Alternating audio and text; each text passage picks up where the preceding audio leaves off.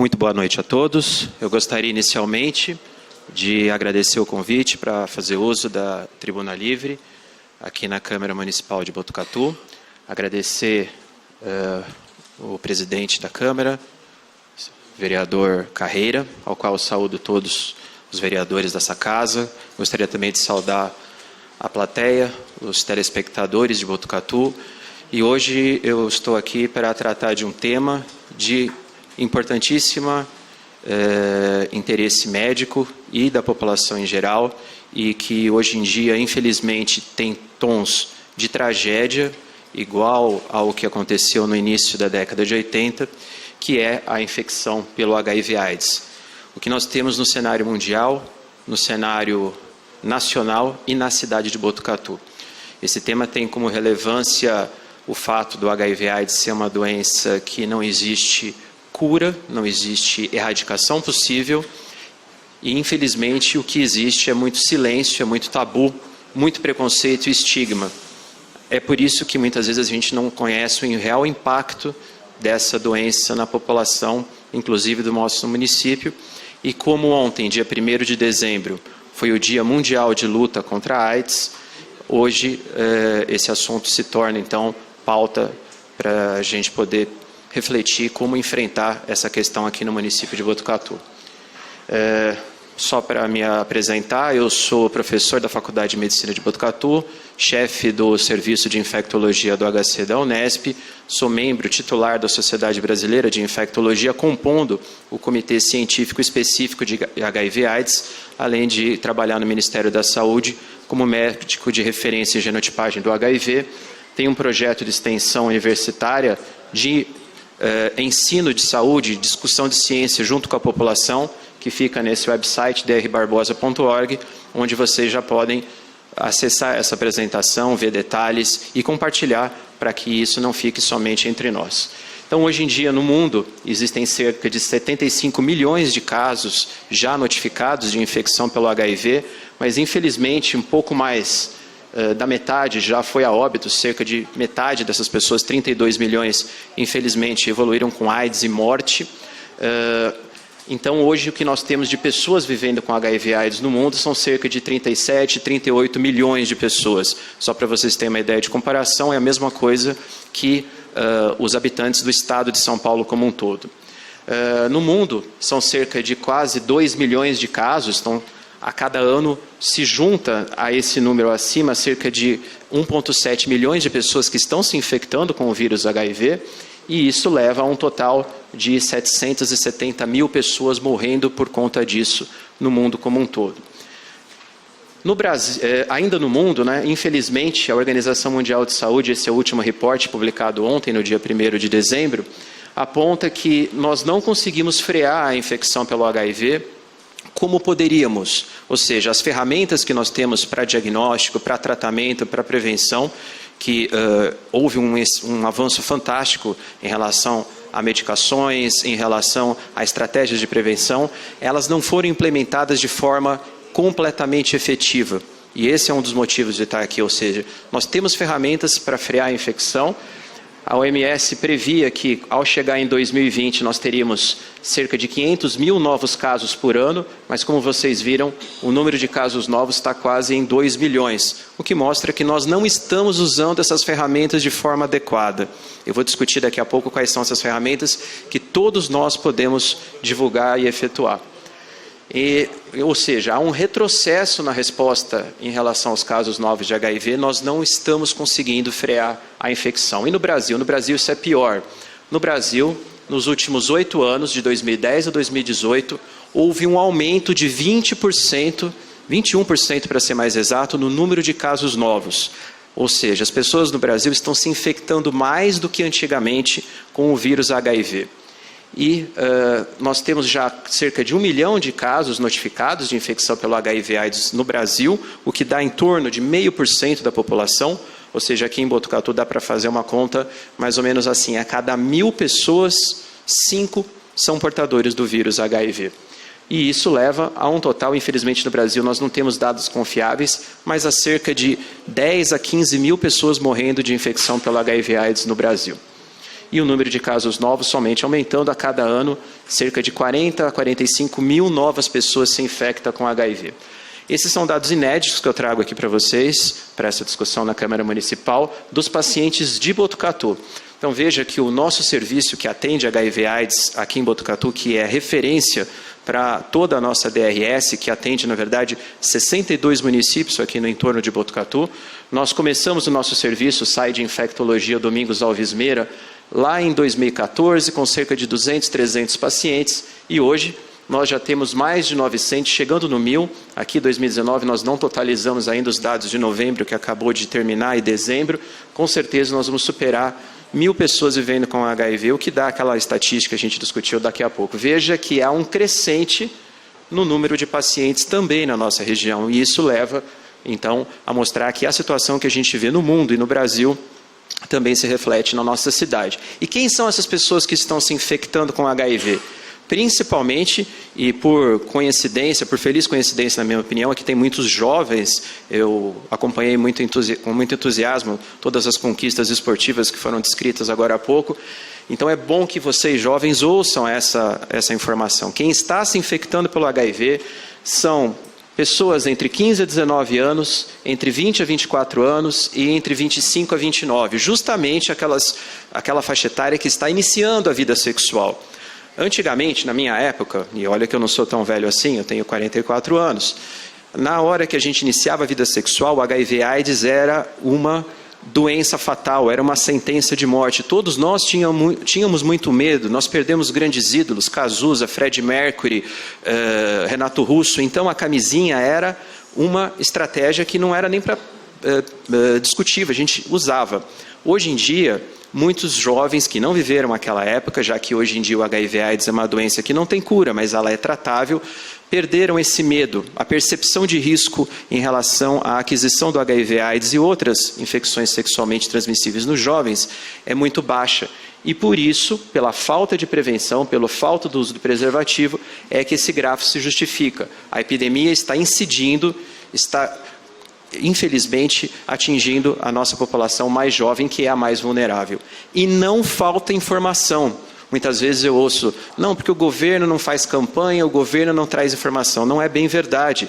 Essa é uma pesquisa que mostra que 94% dos brasileiros concordam que a camisinha é a melhor forma de prevenção contra o HIV/AIDS. Todo mundo sabe disso. Próxima pergunta. Na sua última relação sexual casual, não estou falando de sexo com parceiro fixo, estou falando de uma relação casual, uma atividade fortuita e momentânea. Então, em sexo casual, só 45% da população usou preservativo, sendo que 94% sabe da importância.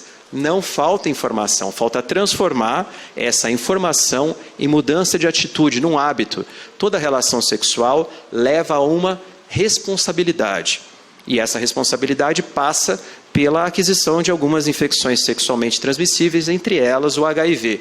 E hoje em dia, principalmente para os jovens, não é só a camisinha que pode ser usada como prevenção pelo HIV. Então hoje a gente vai discutir outras ferramentas, que eu disse que são aquelas que são mal utilizadas na prevenção do HIV. Que é justamente isso que eu comentei recentemente numa matéria para o jornal O Globo.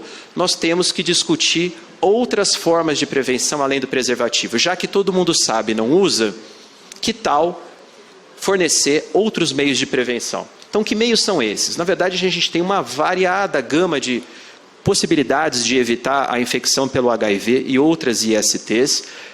A camisinha, com certeza, é o melhor, eu vou falar mais detalhadamente sobre isso. Mas antes, uma informação muito importante, que eu acho que muita gente deve ter dúvida. Como está a situação do tratamento do HIV/AIDS hoje na ciência, na medicina? Foi uma das revoluções mais impressionantes que já houve. Hoje em dia, o tratamento, que são apenas esses 2 comprimidos que vocês estão vendo aqui na mão do cidadão, esse é o tratamento padrão.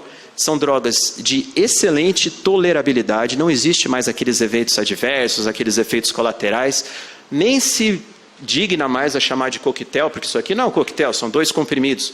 Acredito que muitos aqui, que já são mais experientes, devem tomar mais do que isso, não é mais aquela mão cheia, não é mais um coquetel.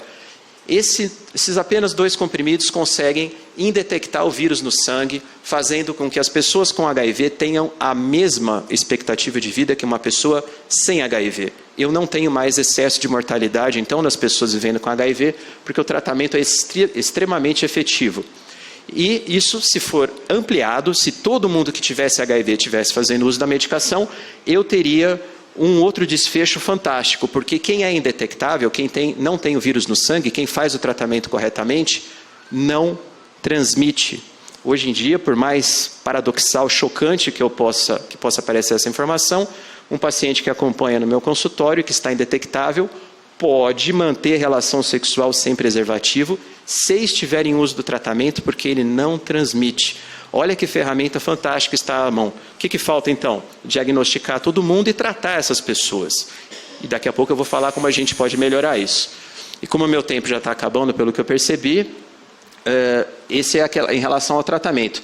Tratar é deixar a pessoa indetectável e não transmitir. Rapidamente então, para finalizar, além do preservativo, que é a melhor barreira de prevenção, nós temos a profilaxia pós-exposição. O que é isso? É igual a pílula do dia seguinte. Então, você sempre usa preservativo, mas teve aquela festa, aquela ocasião que você acabou vacilando, não usou o preservativo, procure um serviço de saúde em até 3 dias. 3 dias dá para ir hoje em dia até a China, dá muito tempo. Procure qualquer unidade básica da cidade, procure o site do Infectologia ou o HC da Unesp, você vai receber aqueles 2 comprimidos somente por 28 dias. E não vai se contaminar com HIV, mesmo se tiver exposto. Então essa é a profilaxia pós-exposição, 2 comprimidos, 28 dias, até 72 horas depois da exposição. Aqui em Botucatu, lá no SAI, nós fizemos esse trabalho mostrando que todo mundo que tomou não adquiriu. E para a pessoa que sempre está tendo relação sem preservativo, que se expõe repetidamente, existe a profilaxia pré-exposição, a PrEP. É 1 comprimido por dia, todos os dias, e mesmo que a pessoa se exponha ao HIV por uma relação sexual sem preservativo, ela não vai se infectar. Corre o risco de pegar outras infecções sexualmente transmissíveis, óbvio, mas as outras ISTs são tratáveis e curáveis. A única que eu não consigo eliminar, que eu não consigo erradicar, é o HIV. Então vocês ouviram da profilaxia pós-exposição, da pré-exposição, isso não é novo, isso aqui é uma entrevista que eu dei lá para o Lobão na MTV já há quase 10 anos, e eu tenho a alegria de dizer para vocês que sexta-feira, dia 29, Botucatu começou a fornecer pelo SUS a PrEP HIV, essa é uma entrevista que eu dei para a Record na sexta-feira.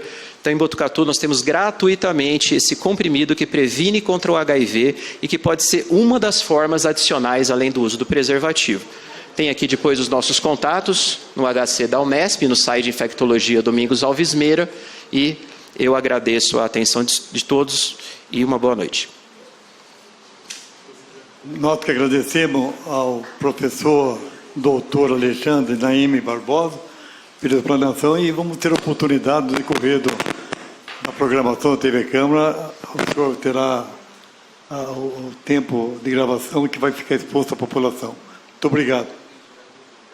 Vereador, quer fazer alguma pergunta? Sim. Vereador Abelardo, 2 minutos. Primeiramente, parabéns aí à explanação do senhor, principalmente hoje a casa lotada e muitas pessoas aí nos acompanhando. Doutor, fica uma pergunta, né? A gente vê aí que tem a pílula, vamos dizer que a pessoa, ela estando tomando, ela não vai passar. Mas no meu ver, isso aí no caso também, não vai aumentar aí, digo assim, vamos supor o Abelardo tem o HIV, eu estou tomando, eu posso parar de tomar, passo o HIV, vamos supor, eu já me ferrei mesmo, vamos falar no popular. Então eu sei que eu tenho o comprimido, a outra pessoa, ela que tome. Não pode acontecer isso também com tanta facilidade hoje, que a gente via que antigamente também a preocupação com o HIV era muito maior, da pessoa ter uma relação. E hoje, com isso aí que o governo está dando e facilitando, não aumentou isso aí também o número de HIV por causa disso? O Abelardo para, eu transmito para fulano ou fulana e continuo tomando. Não é um risco também? Essa é uma excelente pergunta, vereadora. Não? Tem mais algum vereador que fazer pergunta ao doutor? Não, pode fazer a resposta por gentileza. É uma excelente pergunta, vereador Abelardo, porque realmente a não transmissão se baseia no uso correto da medicação. Mas, justamente por conta disso, nós amarramos a distribuição da medicação à realização do exame. Ou seja, o paciente só vai poder dizer que está indetectável e não transmissível se ele estiver fazendo o exame daquele que eu mostrei da carga viral indetectável e não tiver vírus no sangue. Então, quando a gente, entre aspas, permite ou libera o não uso do preservativo para o paciente, é nessa condição em que nós estamos seguros que ele não tem o vírus detectável no sangue. Obviamente, esse paciente está vulnerável a outras ISTs. Ele pode se contaminar, por exemplo, com sífilis, com gonorreia, clamídia, e isso é bem explicado ao paciente. Essa informação de não transmissão ela é muito importante no contexto de um casal. Imagina uma pessoa vivendo com HIV que já sofreu por ter tido o diagnóstico e quer recomeçar a vida e que, de repente, conhece uma pessoa que não tem HIV. Então, nessa condição em que tudo está muito explicado, em que a pessoa tem uma adesão ao tratamento adequada, esse tipo de informação é dada. No contexto que o senhor citou, que realmente é bastante preocupante, naquela pessoa que não adere, que não vai buscar o tratamento, que não toma o remédio, aí isso não é liberado.